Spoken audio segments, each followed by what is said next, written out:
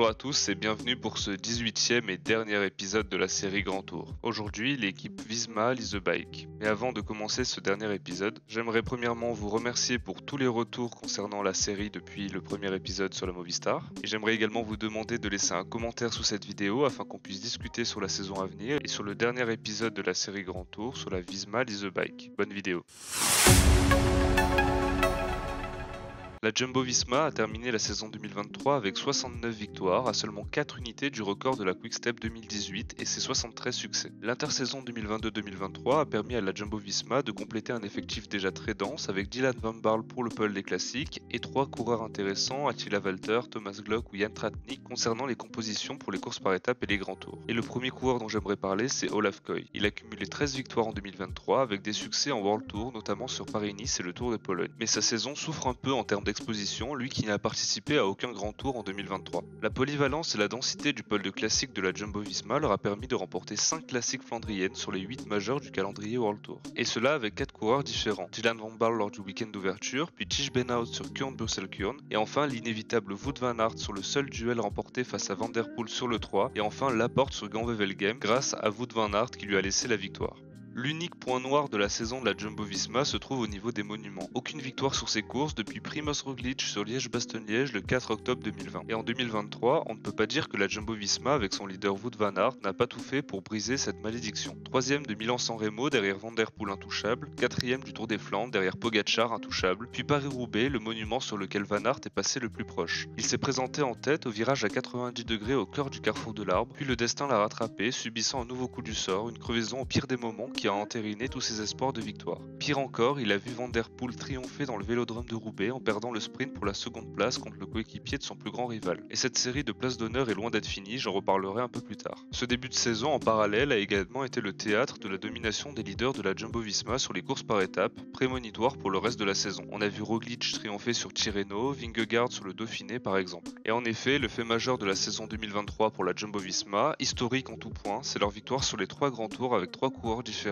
Dans l'ordre, la revanche de Primož Roglič sur le Giro après son échec de 2019. Privé d'un duel avec Remco après l'abandon de ce dernier, un duel a quand même eu lieu face à Geraint Thomas. Un affrontement qui a tourné à l'avantage du coureur slovène sur les pentes abruptes du Monte Luzzari lors de l'ultime contre-la-montre du Tour d'Italie 2023. Primož Roglič a triomphé au milieu de dizaines de drapeaux slovènes, l'étape se déroulant tout proche de la frontière au pays du Triglav. Le deuxième épisode de cette trilogie a été mené par Vingegaard sur le Tour de France. Un scénario différent de 2022 mais avec un résultat similaire, avec un Vingegaard intraitable en montagne, remportant sur les Champs-Élysées un second Tour de France consécutif avec un écart abyssal sur son principal concurrent Pogačar, relégué à plus de 7 minutes. Le dernier épisode aura lieu sur le Tour d'Espagne. Le coéquipier idéal en montagne va sortir de son rôle qui a parfaitement rempli sur le Giro et le Tour de France en 2023 pour s'élever au rang de vainqueur de grand tour au terme de 3 semaines hors du temps pour la Jumbo-Visma. Ce coureur, c'est évidemment Sepp Kuss. Lui qui a été de tous les succès de l'équipe sur les grands tours ces dernières années, a profité de l'ultra-domination de son équipe pour remporter son plus grand succès, accompagné de Vingegaard et Roglič sur le podium final. Un triplé retentissant donc, qui nous a fait poser des questions sur la domination d'une équipe par rapport aux autres sur une saison entière. Pour dire un mot de la deuxième partie de saison, outre la Vuelta, on a retrouvé Wout van Aert sur les championnats du monde et sur les championnats d'Europe, qu'il a terminé à chaque fois à la deuxième place. Mais cette dernière course, les championnats d'Europe, ont été remportés par un coureur de la Jumbo-Visma, Christophe Laporte.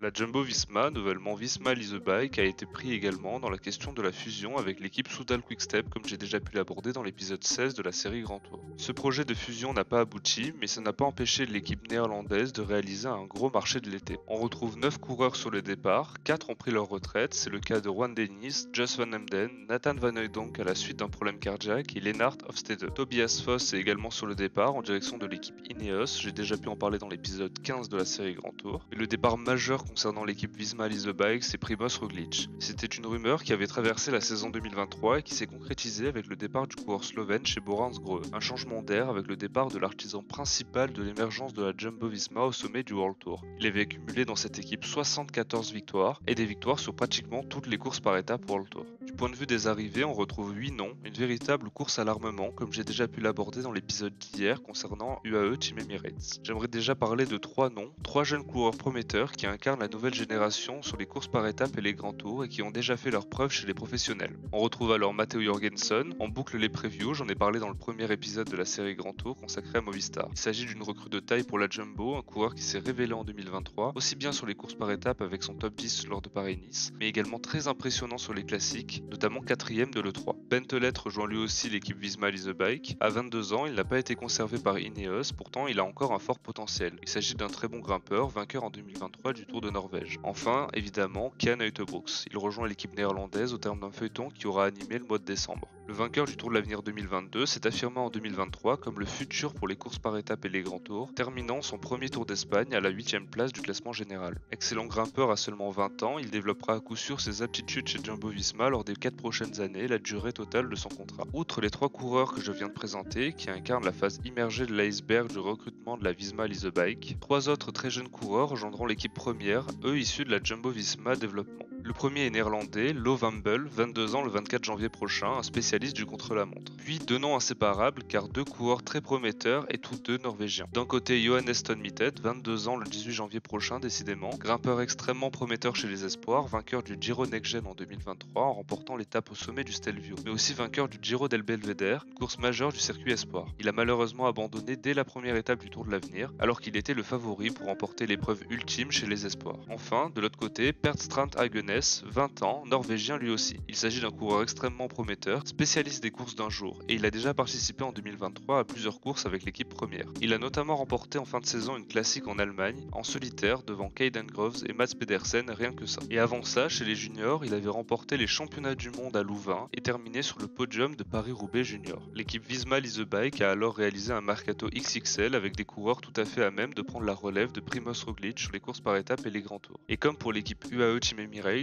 il faut également s'intéresser à l'équipe développement. On y retrouve Colby Simons, le frère de Quinn Simons, ou encore Jørgen Nordhagen, vainqueur de la course de la paix junior en 2023.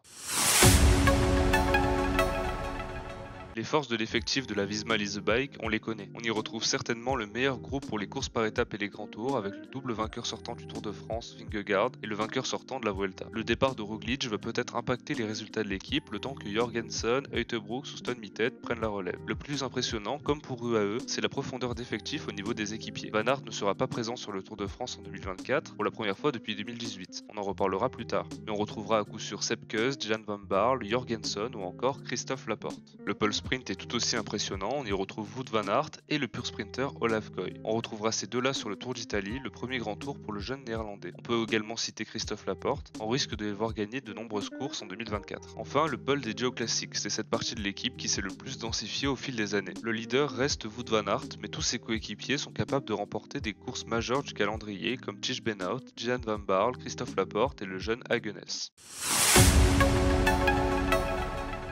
Le coureur que je vais suivre en 2024 pour la Visma Lease a Bike, le dernier de cette série, c'est Thomas Glock. Le jeune britannique de 21 ans a déjà réalisé une saison et demie chez Jumbo-Visma depuis la seconde moitié de l'année 2022. Il y a obtenu des résultats encourageants, puis il a disputé son premier grand tour aux côtés de Primoz Roglic sur le Giro, suite au forfait de Jan Tratnik. Première réussite donc, qui devait le propulser vers un rôle de leader sur les courses par étapes lors de la seconde partie de saison. Mais le 21 août 2023 à l'entraînement, il a été percuté par une voiture et a dû mettre un terme à sa saison. Un coup d'arrêt dans le début de carrière de Thomas Glock, qui avait été fulgurant depuis les rangs espoirs. Lui qui avait gagné une étape du Tour de l'Avenir 2022, mais également 6ème de Liège-Bastogne-Liège U23 et 4ème du classement général du Giro Next Gen la saison précédente. Dans un podcast paru à la fin de l'année 2023, Merijn Zeeman, le manager général de l'équipe Visma Lease a Bike, a affirmé que l'équipe pour le Tour d'Italie sera construite autour de jeunes coureurs afin que ceux-ci puissent acquérir de l'expérience. Et pour cela, plusieurs noms ont été cités, celui de Matteo Jorgensen, celui de Bentelet et également celui de Thomas Glock. Le coureur britannique a été retenu pour la présélection de la formation Visma Lease a Bike pour le prochain Tour d'Italie. On ne connaît pas encore la course de reprise de Thomas Glock en 2024, mais avant de penser au Tour d'Italie, il devra faire ses preuves lors de plusieurs courses afin de prouver qu'il est capable de jouer le classement général dans le Grand Tour. Un petit point concernant le Tour Down Under. Les gros noms de la Visma Lease Bike n'ont pas fait le déplacement jusqu'en Australie. L'équipe sera construite autour de Johannes Mittet pour sa première course par étape World Tour. Les objectifs à présent. Ils seront certainement dans la lignée de l'exceptionnelle saison 2023. Jonas Vingegaard visera une troisième couronne de rang sur le Tour de France. Il sera le grandissime favori avec en plus de cela Tadej Pogacar qui aura déjà participé au Tour d'Italie plus tôt dans la saison. Le second gros objectif pour 2024, c'est la victoire sur un monument pour Wout van Aert. Il s'était peut-être un peu éparpillé en 2023 en jouant la saison de cyclocross jusqu'au bout, terminant deuxième des championnats du monde de la discipline derrière Mathieu Van Der Poel. On ne peut pas dire que sa saison 2023 n'a pas été réussie, mais il a été battu sur chacun de ses objectifs. Ainsi, pour 2024, sa préparation a été différente, il a fait l'impasse sur les championnats du monde de cyclocross et sa tête était déjà tournée vers l'enchaînement Tour des Flandres, Paris-Roubaix. Puis la victoire sur un monument pour la Visma Lease Bike peut également intervenir grâce à la densité de la formation néerlandaise sur ses courses. Enfin, j'ai une dernière attente pour 2024, la première saison de Jorgensen avec la Visma Lease Bike. Il a décidé de quitter l'équipe Movistar où sa position de leader sur les courses auxquelles il participait n'était jamais remise en question. En 2024, cela sera forcément différent avec des leaders d'équipe déjà installés chez Visma Lease Bike, à la fois sur les Flandriennes et sur les grands tours. Alors, il devra s'adapter et prouver que son rôle peut être plus important que celui de simple équipier de luxe. Et voilà, j'ai fait le tour de l'équipe Visma Lease Bike, 18 previews en 18 jours, j'espère que la série Grand Tour vous aura permis de vous éclairer concernant la saison à venir. Si cela a été le cas, vous pouvez vous abonner et laisser un like sous cette vidéo. On se retrouve prochainement pour d'autres formats et d'ici là, au revoir.